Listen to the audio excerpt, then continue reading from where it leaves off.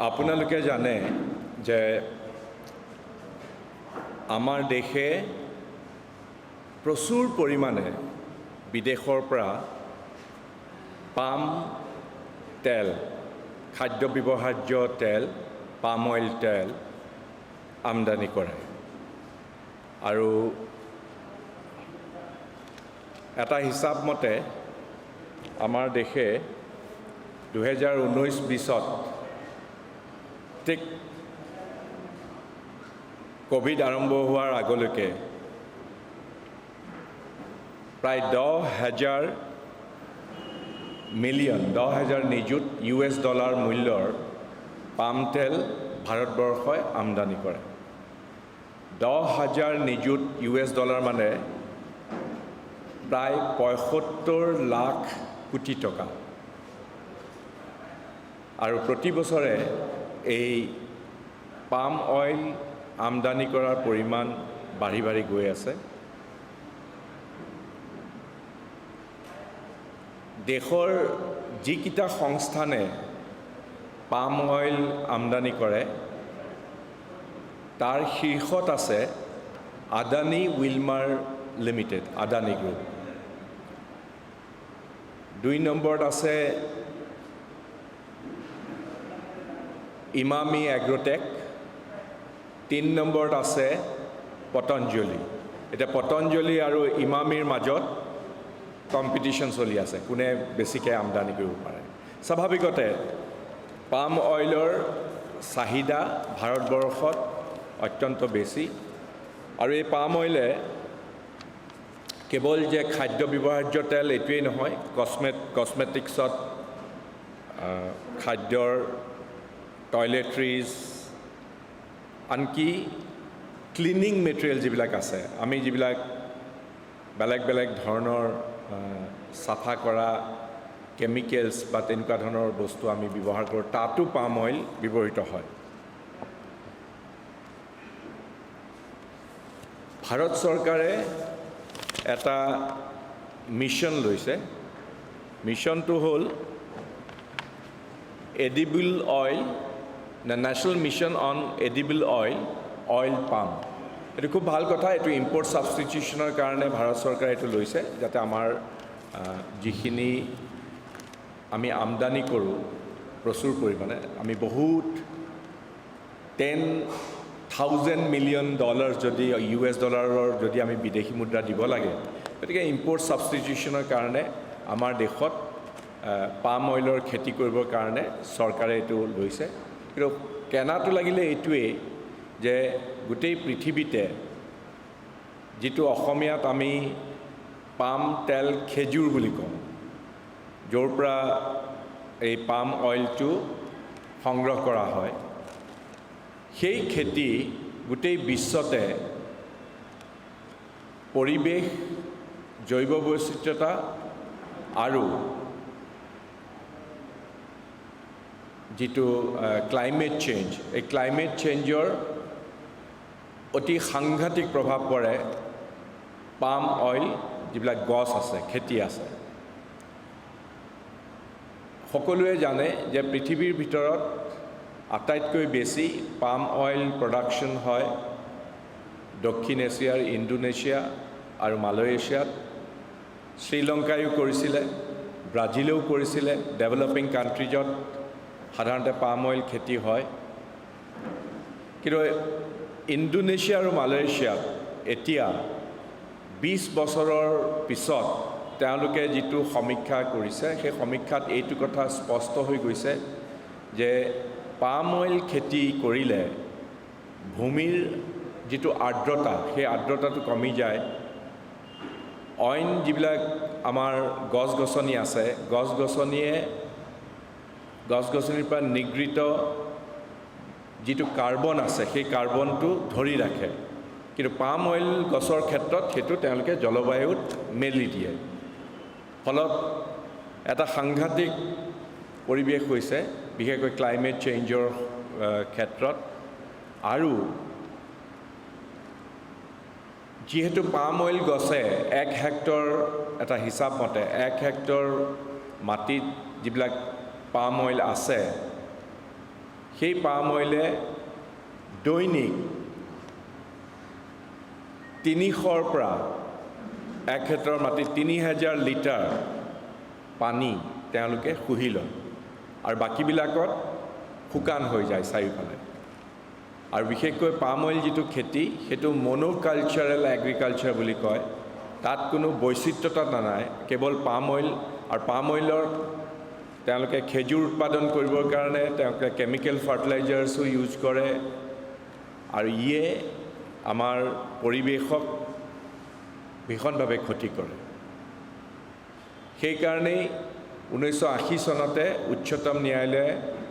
আন্দামান নিকোবৰ দ্বীপপুঞ্জ আদিত যিটো পাম অইল খেতিৰ কাৰণে যিটো প্ৰচেষ্টা লৈছিলে সেইটো আনকি মহামান্য উচ্চতম ন্যায়ালয়েও সেইটো উচিত নহয় বুলি কৈছিলে অসমত পাম অইল খেতি হৈছে বিশেষকৈ মিজোৰামত চেষ্টা কৰা হৈছিলে অৰুণাচলতো অলপ চেষ্টা কৰা হৈছিলে এতিয়া আটাইতকৈ ডাঙৰ কথাটো হ'ল যে হঠাতে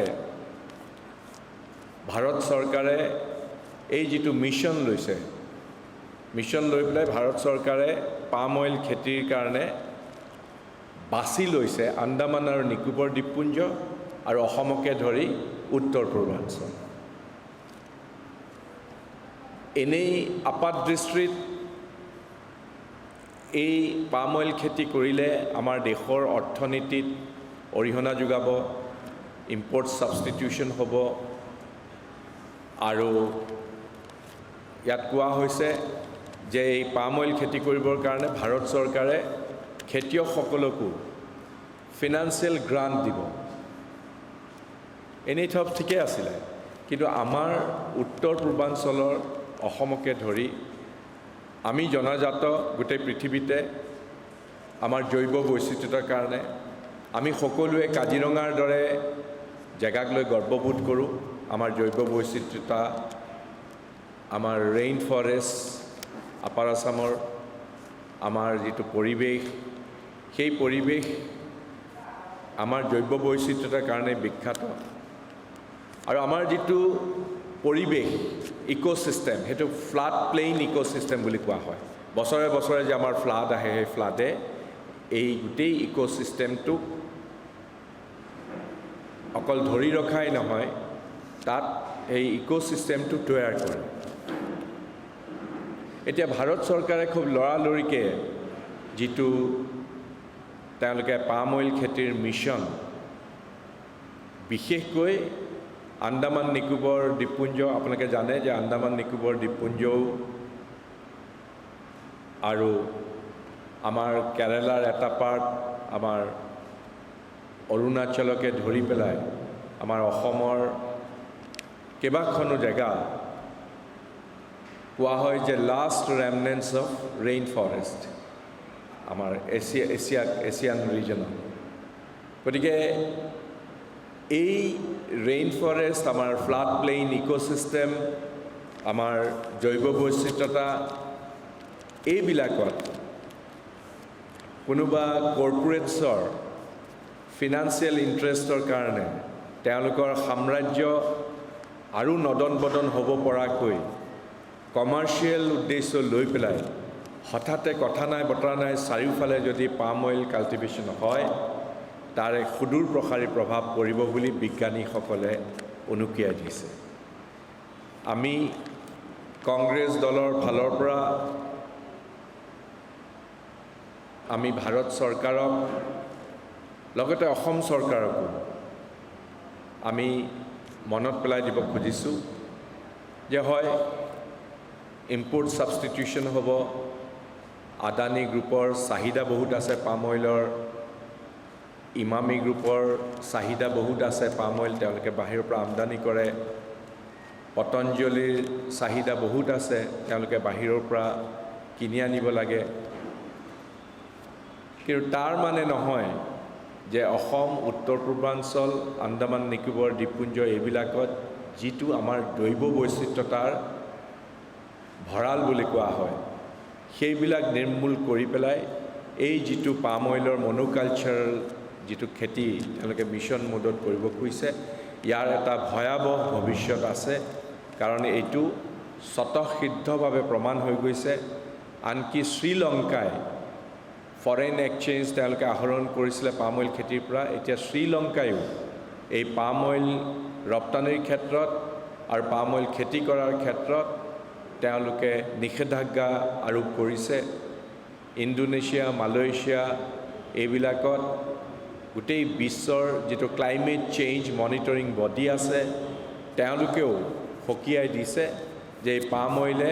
আমাৰ পৰিৱেশত বৰ ডাঙৰ ক্ষতি কৰিছে ক্লাইমেট চেঞ্জ আপোনালোকে জানে যে তাপ বাঢ়ি বাঢ়ি গৈ আছে আমাৰ জলবায়ুৰ পৰিৱৰ্তন হৈছে গতিকে ইয়াত জুইতে ঘিউ ঢালিব পৰাকৈ আমাৰ অসমত আৰু উত্তৰ পূৰ্বাঞ্চলত যে বিস্তৃতভাৱে যিটো পাম অইল খেতি কৰাৰ যিটো প্ৰজেক্ট লৈছে সেই প্ৰজেক্টৰ আমি বিৰোধিতা কৰিছোঁ অকল বিৰোধিতা কৰাই নহয় আমি বিচাৰিছোঁ যে এনেকুৱা হঠকাৰীভাৱে এনেকুৱা কিবা এটা জাপি দিব নালাগে আমাৰ ওপৰত যিটোৱে আমাৰ যিটো আটাইতকৈ ডাঙৰ পৰিচয় আমাৰ জৈৱ বৈচিত্ৰ্যতা আমাৰ এশিঙীয়া গড় আমাৰ ফ্লাড প্লেইন ইক'চিষ্টেম আমাৰ গোটেই আমাৰ খেতি বাতি আমাৰ যিখিনি আছে সেইবিলাক যাতে ভৱিষ্যতে মৰুভূমিত পৰিণত নহয় তাৰ কাৰণে সুদূৰ প্ৰসাৰীভাৱে আমি এটা বিজ্ঞানসুলভ এটা অধ্যয়ন কৰাটো দৰকাৰ আৰু তাৰ পিছতে এনেধৰণৰ প্ৰজেক্ট লোৱাটো দৰকাৰ মই অসমৰ এজন সাংসদ হিচাপে আজি প্ৰাইম মিনিষ্টাৰ মোদী ডাঙৰীয়ালৈ এখন চিঠি দিছোঁ এই চিঠিখনৰ কপি আপোনালোকে পাব মই প্ৰাইম মিনিষ্টাৰ মহোদয় শ্ৰী মোদী ডাঙৰীয়াক মই কথাবিলাক কৈছোঁ যে কেইটামান বচা কৰ্পৰেট গ্ৰুপৰ বাণিজ্যিক লক্ষ্য বাণিজ্যিক উদ্দেশ্যক শক্তিশালী কৰিবৰ কাৰণে উত্তৰ পূৰ্বাঞ্চল আৰু অসমক যাতে তেওঁলোকে বলিৰ পাঠা নবনায় তাৰ বাবে মই প্ৰাইম মিনিষ্টাৰক অনুৰোধ জনাইছোঁ আৰু লগতে অসমৰ মাননীয় মুখ্যমন্ত্ৰী ডক্টৰ হিমন্ত বিশ্ব শৰ্মাকো কেন্দ্ৰই কিবা এটা ক'লেই নীৰৱে বিনা বাক্য ব্যয়ে তাক পালন কৰাৰ যিটো প্ৰৱণতা তেওঁৰ আছে সেই প্ৰৱণতা বাদ দি অসম আৰু উত্তৰ পূৰ্বাঞ্চলৰ জৈৱ বৈচিত্ৰ্যতাক ধৰি ৰাখিবৰ কাৰণে এই পাম অইল খেতিৰ যিটো বিস্তৃতভাৱে খেতি কৰাৰ যিটো প্ৰজেক্ট লৈছে হঠাতে মানুহৰ মনত এনেকুৱা এটা ধাৰণা দিবলৈ চেষ্টা কৰা হৈছে যে পাম অইলে আমাৰ খেতিয়কৰ একেবাৰে নদন বদন কৰি দিব আৰু সদ্যহতে প্ৰথমতেতো গভৰ্ণমেণ্টে পইচা দিব বুলিয়ে কৈছে খেতি কৰিবৰ কাৰণে প্ৰথমতে হয়তো ইনকাম জেনেৰেশ্যনটো হ'ব পাৰে গভৰ্ণমেণ্টে পইচা দিছে খেতি কৰিবৰ কাৰণে কিন্তু ইয়াৰ ছাষ্টেইনেবল এই পাম খেতিৰ ছাষ্টেইনেবল যিটো সংবহন যিটো এটা বহুত বছৰলৈকে যুগে যুগে আমাৰ কেনেকুৱা ধৰণৰ ক্ষতি হ'ব পাৰে তাক অতি নিষ্ঠাৰে সৈতে এটা বিজ্ঞানসুলভ অধ্যয়ন কৰাৰ পিছতেহে বিজ্ঞানীসকলে কোৱাৰ পিছতেহে এই পাম অইল খেতিক অসমত আৰু উত্তৰ পূৰ্বাঞ্চলত কৰিবৰ কাৰণে আমাৰ চৰকাৰে ব্যৱস্থা লোৱা উচিত আৰু সেই কথাই মই আঙুলিয়াই দিব খুজিছোঁ